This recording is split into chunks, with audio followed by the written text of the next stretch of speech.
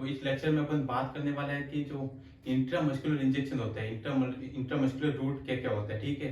तो देखिए intramuscular basically इसमें जो भी अपन मेडिसिन होती है उसको अपन सीधे ही मसल्स में इंजेक्ट करवाते हैं। क्या करवाते हैं? मसल्स में उसको मेडिसिन को देते हैं, ठीक है। फिर अपन बात करते हैं, इस वीडियो को आप कंप्लीट देखने के बाद मैं आपको जितने भी डाउट वगैरह है सब क्लियर करवा दूंगा, ठीक है। दूसरी बार इस वीडियो को देखने की आपको जरूरत ही नहीं होगी, ठीक है। जितने भी क्वेश्चंस बनते हैं इस लेक्चर में अपन बात करेंगे। जो भी रूट रिलेटेड होते हैं, इंट्रामस्कुलर रूट से रिलेटेड होते हैं, इस लेक्चर में अपन कंप्लीटली बात करेंगे, ठीक है।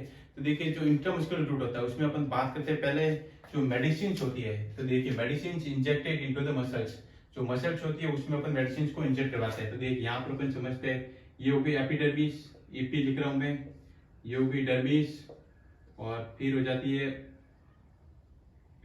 सबक्यूटेनियस टिश्यू, ठीक है। फिर अपन बात करते हैं मसल्स, ये अपने पास में सबसे लास्ट होती है मसल्स, ठीक है।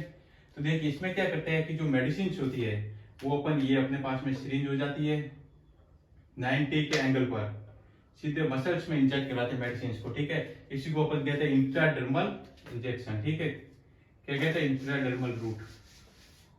तो देखिए वापस अपन समझते हैं, ये तो अपने पास में एपिडर्मिस, ये डर्मिस, सबक्यूटेनियस टिश्यू, और ये मसल्स हो जाती है। तो अपन जो मेडिसिन होती है देखिए अपने पास सिरिंज से अपन समझते हैं कि, तो देखिए ये मेरे पास 2 ml की सिरिंज है। क्या है? 2 ml की सिरिंज है मेरे पास, देखिए, ठीक है। तो देखिए 2 ml की सिरिंज को अपन को पहले यूज करना है, तो बेसिकली क्या करना है, अपन को पहले एयर निकालनी होती है इसकी। एक बार आपको 2 ml सिरिंज कोई भी सिरिंज हो खोलते ही आपको बेसिकली इंजेक्शन का लगवाना है, तो पहले आपको ऐसे करना होता है, एक बार प्लंजर को पीछे खींचो और 1-2 बार ऐसे करो, क्योंकि इसमें से एयर निकल जाती है, फिर इजीली अपन मेडिसिन को इंजेक्ट करवा सकते हैं, ठीक है। ऐसे एयर निकालने के बाद फिर आप यहाँ से कैप को इजीली हटा दीजिए, और जो मेडिसिन होती है उसको मेडिसिन को इस सिरिंज के अंदर इंसर्ट कर दीजिए, ठीक है। सिरिंज के अंदर भरने के बाद में ये देखिए अब मैंने क्या किया, मेडिसिन से मान लीजिए मेरे पास डाइक्लो इंजेक्शन है। क्या? डाइक्लोफेनिक सोडियम इंजेक्शन होता है जो 75 mg का होता है, ठीक है। तो वो पेन किलर होता है। तो इसमें देखिए मान लीजिए अपन ने डाइक्लोफेनिक इंजेक्शन उसको ले लिया, ठीक है। 2 ml है, ठीक है। 2 ml इंजेक्शन ले लिया, फिर अपन क्या करेंगे, इसकी कैप वापिस कैप लगवा देंगे, ठीक है। तो देखिए फिर अपन क्या करते हैं, जो इंजेक्शन है ये मान लीजिए अपने पास में स्किन हो गई, और फिर इसकी यहाँ पे हो गया कौन सा, ये तो हो गया एपिडर्मिस, डर्मिस और सबक्यूटेनियस, लास्ट में होती है अपने पास में मसल्स। तो अपन को मसल्स में इंजेक्ट करवाना है, तो अपन ऐसे लगवाएंगे, देखिए ये देखिए ऐसे लगवाएंगे। कैसे? ऐसे आपको दिख ही रहा होगा। तो देखिए ये मेरे पास इंजेक्शन है, ये देखिए कितने एंगल पर लग रहा है, ये स्किन और सिरिंज के बीच में कितना एंगल है, 90 डिग्री का एंगल है। कितना? 90 डिग्री का एंगल बन रहा है। कितना बन रहा है?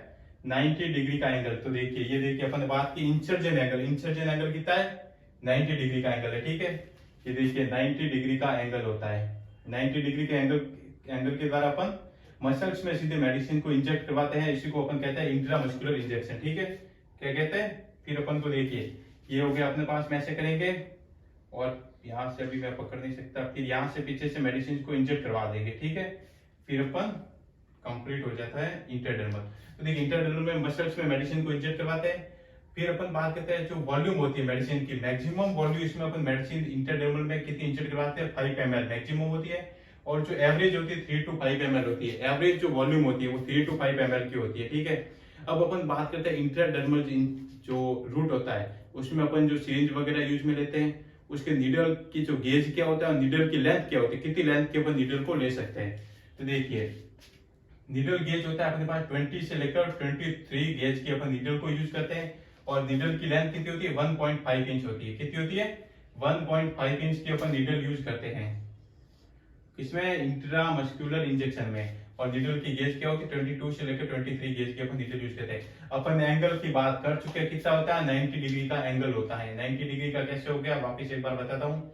ये देखिए मेरे पास में एक सिरिंज है, पहले अपन को स्टार्टिंग में एयर इसकी निकालनी होती है, एक बार एयर निकाल दी, फिर ऐसे ऐसे कर दिए, फिर यहाँ से सिरिंज को लेना है, कैप हटा के, ये देखिए 90 डिग्री के एंगल पे कितना बन रहा है एंगल, देखिए कितना एंगल बन रहा है, 90 डिग्री का। कैसे? एपिडर्मिस, डर्मिस, सबक्यूटेनियस और मसल्स। एपिडर्मिस और नीडल का जो ये है इंसर्जन, ठीक है, यहाँ पे एंगल बन रहा है अपने पास में, देखिए ये लेके ये 90 डिग्री का एंगल बन रहा है। क्या बन रहा है? 90 डिग्री का एंगल, ठीक है। तो इंसर्जन एंगल कितना हो जाता है, 90 डिग्री हो जाता है। और अगर अपन बात करें कि जो इंट्रावेनस रूट था और इंटरडर्मल की अपन बात करें तो इंसर्जन एंगल ऐसे बन रहा था। कैसे ऐसे बन रहा था देखिए, इंटरडर्मल में 10 डिग्री से 15 डिग्री का एंगल बन रहा था। कितना? 10 डिग्री से 15 डिग्री का एंगल बन रहा था। ये देखिए, ये डर्मिस से क्या, ये डर्मिस में मेडिसिन जा रही है और ये एंगल 10 से 15 डिग्री का एंगल बन रहा है। ठीक है, और अपन ने बात की सबक्यूटेनियस की, बात करेंगे आगे। सबक्यूटेनियस में बनता है 45 का एंगल, ये बनेगा 45 का एंगल और वो सबक्यूटेनियस टिश्यू में जाएगी मेडिसिन। ठीक है, देखिए अपन यहाँ पे कंप्लीट हो गया इंसर्जन एंगल वगैरह। फिर अपन बात करते हैं कॉमन साइट कौन कौन सी होती है जिसमें अपन इंट्रामस्कुलर इंजेक्शन को दे सकते हैं।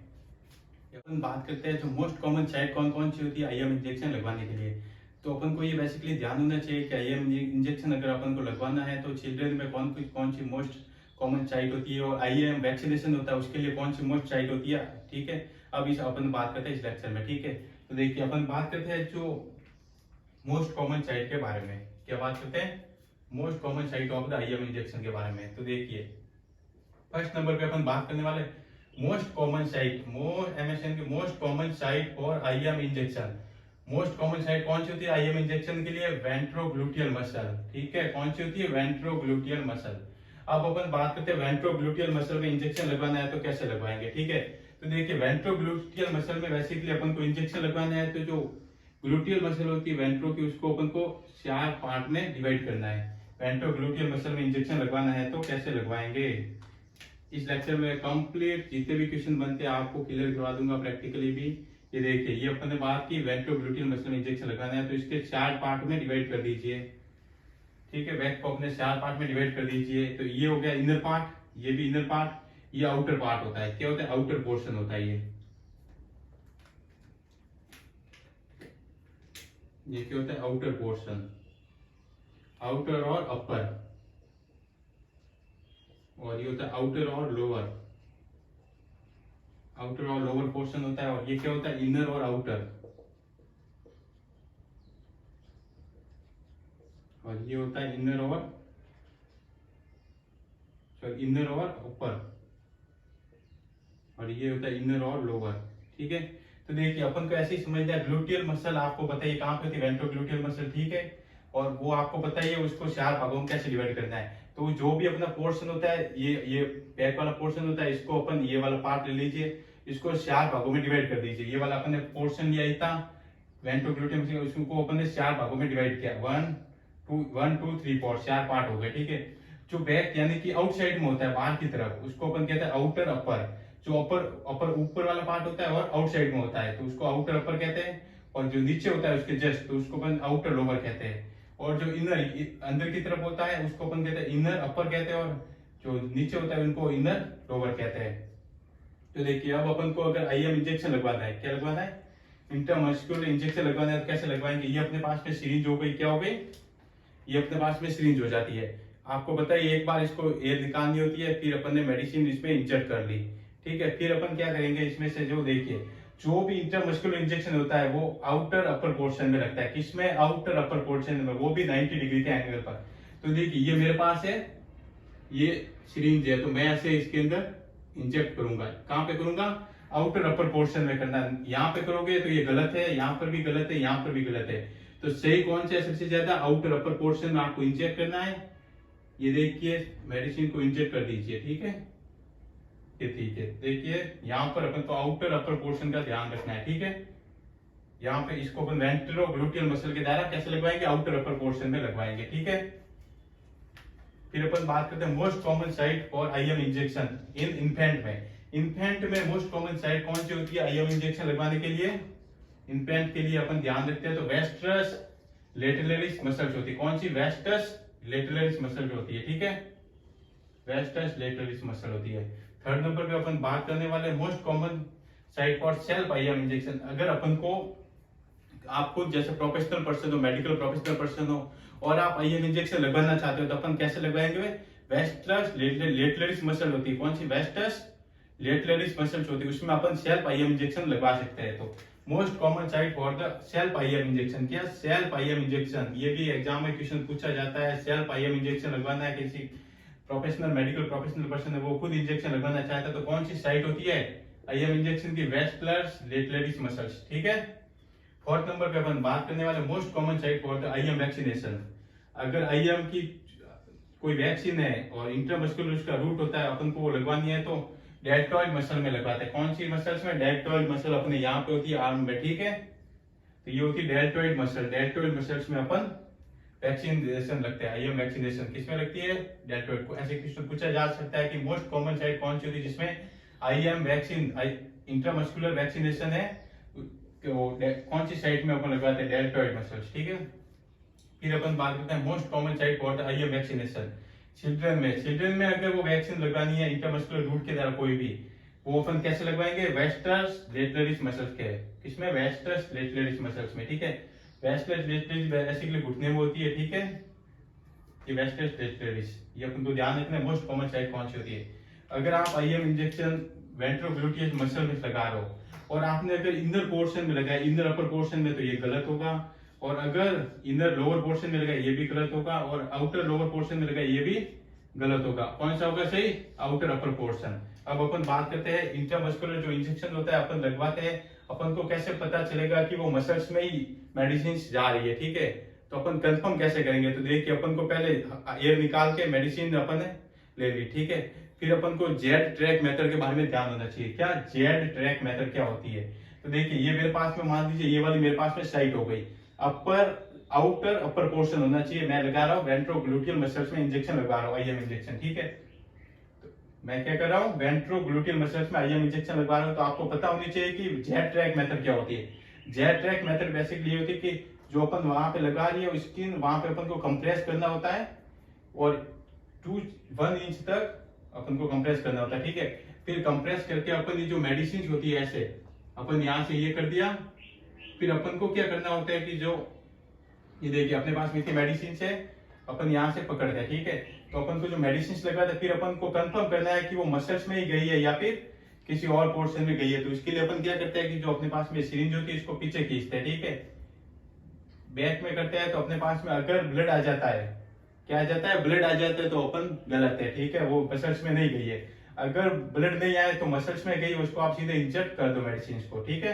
अगर अपन आपने इतनी मेडिसिन से आपके पास क्या इतनी मेडिसिन है, अपन आउटर अपर पोर्शन में मेडिसिन लगा रहे वेंट्रोग्लूटियल मसल में, और अगर आपने पीछे की तरफ बैक फ्लो खींचते हैं तो अपन अगर ब्लड आ जाता है तो अपनी जो सिरिंज है वो गलत है, अपनी जो मेडिसिन लगवा रहे हैं वो गलत है, मसल्स में नहीं गई है, ठीक है। अगर पीछे की तरफ खींचते ब्लड नहीं आ रहा है तो आप सही हो और राइट में अपन लगवा देते हैं, ठीक है। अब अपन बात करने वाले इसके बाद में example of the intermuscular vaccine के बारे में। इंटरमस्कुलर रूट के द्वारा अपन कौन कौन सी वैक्सीन होती है, कौन कौन सी इंजेक्शन होता है अपन दे सकते हैं, ठीक है। इसके बाद अपन बात करेंगे कोविड वैक्सीन, कोरोना वैक्सीन क्या होती है, और फर्स्ट वैक्सीन, वर्ल्ड की फर्स्ट वैक्सीन कौन सी है उसकी अपन बात करेंगे, किसने डिस्कवर की थी, ठीक है। तो अब अपन बात करने वाला इंट्रामस्कुलर इंजेक्शन होता है, उसमें एग्जाम्पल क्या होते हैं। तो फर्स्ट अपने पास में हेपेटाइटिस बी वैक्सीन, कौन सी? हेपेटाइटिस बी वैक्सीन, ठीक है। हेपेटाइटिस बी अगर वैक्सीन देनी होती है तो अपन कौन से रूट के द्वारा देते हैं? इंट्रामस्कुलर रूट के द्वारा देते हैं, ठीक है। सेकंड नंबर पे अपन बात करते हैं हेपेटाइटिस ए। हेपेटाइटिस ए की भी अगर वैक्सीन देनी है तो दोनों को अपन कौन से? इंट्रामस्कुलर रूट के द्वारा देते हैं, ठीक है। थर्ड नंबर पे अपन बात करने वाले रेबीज वैक्सीन की। फोर्थ नंबर पे टीटी वैक्सीन, टीटी की जो वैक्सीन देनी होती है वो किसके द्वारा देते हैं? इंट्रामस्कुलर रूट के द्वारा देते हैं। रेबीज की भी वैक्सीन इंट्रामस्कुलर रूट के द्वारा देते हैं। और डीपीटी वैक्सीन, अगर डीपीटी की वैक्सीन देनी होती है, डिप्थीरिया की अगर वैक्सीन देनी होती है इंट्रामस्कुलर रूट के द्वारा अपन पेशेंट को देते हैं, ठीक है। कोरोना वैक्सीन की अपन बात करें, corona vaccine mostly intramuscular route के द्वारा दी जाती है। वेरी वेरी इंपॉर्टेंट क्वेश्चन बन जाता है इससे। कोविड वैक्सीन किसके द्वारा दी जाती है? इंट्रामस्कुलर रूट के द्वारा अपन देते हैं। अब अपन बात करते हैं कोरोना वैक्सीन की। कोरोना वैक्सीन बेसिकली देखिए, कोरोना वैक्सीन जो होती है 2 टाइप की होती है, एक तो कोवैक्सीन होती है और एक कोविशील्ड होती है, ठीक है। क्या होती है? कोवैक्सीन, एक तो होती है कोवैक्सीन और सेकेंड होती है कोविशील्ड। दोनों को अपन इंट्रामस्कुलर रूट के द्वारा पेशेंट को देते हैं। फिर अपन बात करते हैं first corona vaccine start on, जो कोरोना की फर्स्ट वैक्सीन कब स्टार्ट की गई थी? 16 जनवरी 2021 में। कब? 16 जनवरी 2021 में कोरोना की फर्स्ट वैक्सीन 16 जनवरी 2021 में स्टार्ट की गई थी। Very important question, AIIMS not set के लिए बन जाता है ये। First corona vaccine start on the 16 January 2021। Very very important question है, ध्यान में रखना आपको कोवैक्सीन और कोविशील्ड के बारे में, ठीक है। तो अपने पास में कोवैक्सीन की बात कर चुके हैं। अब अपन बात करते हैं फर्स्ट डिस्कवर्ड वैक्सीन। जो वर्ल्ड की फर्स्ट वैक्सीन कौन सी थी उसकी अपन बात करते हैं, स्मॉल पॉक्स की vaccine. Very very important question इससे में भी। वर्ल्ड फर्स्ट वैक्सीन कौन सी? Smallpox. First discovered vaccine कौन सी? Small pox. जो किसने डिस्कवर की थी? एडवर्ड जेनर ने। कब? 1796 में। फादर ऑफ द वैक्सीन किसको कहा जाता है? एडवर्ड जेनर को। वेरी इंपॉर्टेंट क्वेश्चन इससे भी। फादर ऑफ द वैक्सीन या फिर father of the immunology, father of the immunology भी आप देख सकते हो, एडवर्ड जेनर को कहा जाता है। और first vaccine small pox, small pox को कब डिस्कवर किया गया? 1796 में डिस्कवर किया गया। ठीक है।